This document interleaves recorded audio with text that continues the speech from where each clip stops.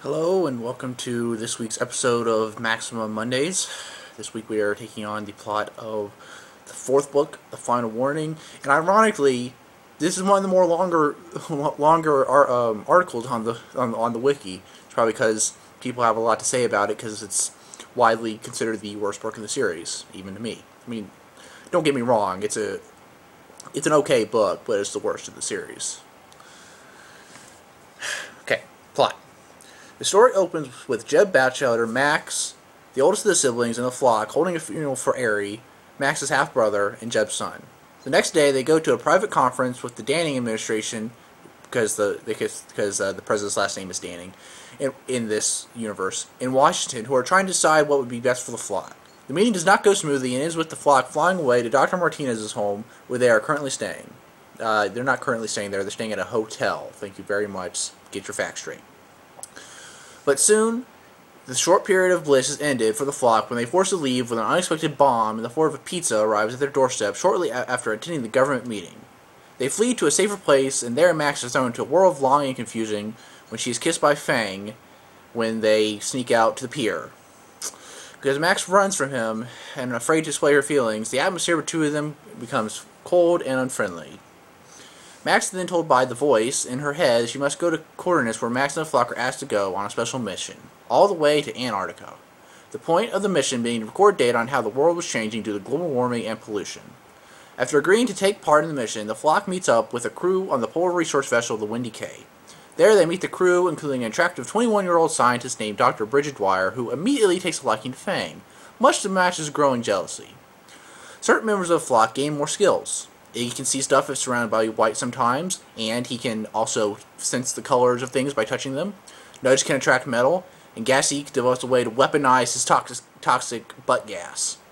Fang gains the ability to blend in with his surroundings, and Angel gets yet another skill.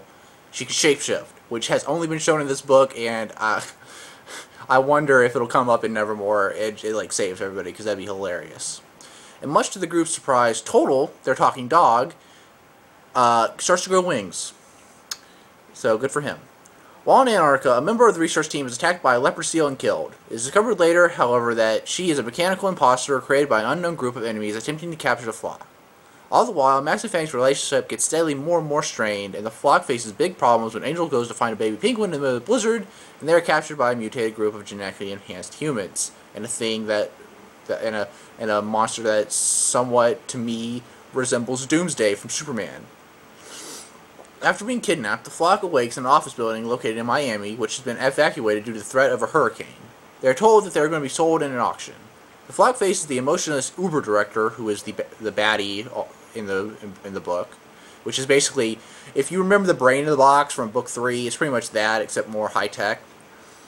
As they try to make an escape, they find themselves trapped by the Uber director's mutated bodyguard, Gozen, who is the thing that I refer to as Doomsday from Superman, because it kind of looks like him, with all the spikes coming out of his body.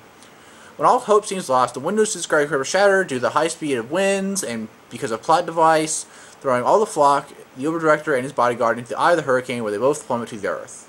After the events of the book, the flock returns to home of Dr. Martinez, where they offer the opportunity to attend at a school for gifted children, aka mutants. Max declines the offer, and the flock take off amidst a circle of reporters, ushering the fact of their existence and genetic mutations have gone public.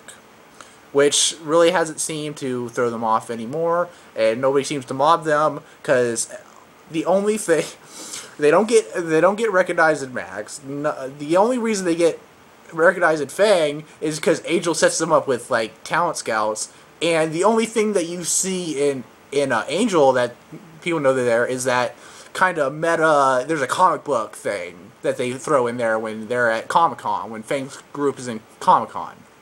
So I don't know how many people know they're public or they're just being quiet about it. So, as I said, this is widely regarded as the weakest book of the series for a number of reasons, which some I agree with, some I don't. The main problem people have is because it's all about global warming. I'm okay with that, okay? I mean, you can talk about global warming in a children's book if you want, and I don't think it went I didn't think it went totally overboard. I mean, they didn't go totally, in my opinion. What I don't like about it is nothing plot-worthy happens, really.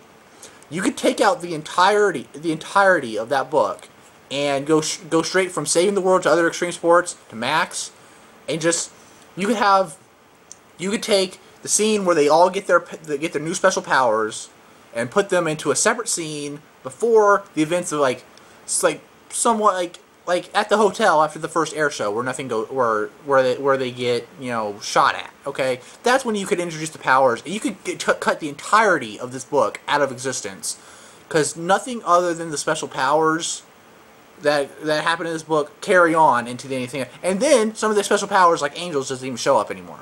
So the book is kind of useless. Nothing happens, in my opinion, and that's why I don't like it. I'm a fan of global warming. Just nothing freaking happens in that book.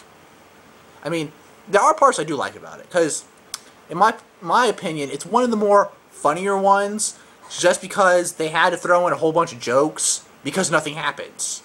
Because there's stuff like the "Did you eat kryptonite, Gassy?" and Fang listing off superhero origins when they're talking about their new powers, like, did you drink a super soldier serum, get bitten by a radioactive spider, fall in a vat of toxic waste?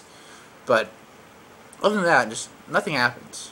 So, okay, I think this is decently long. It's been about almost 6.5 minutes.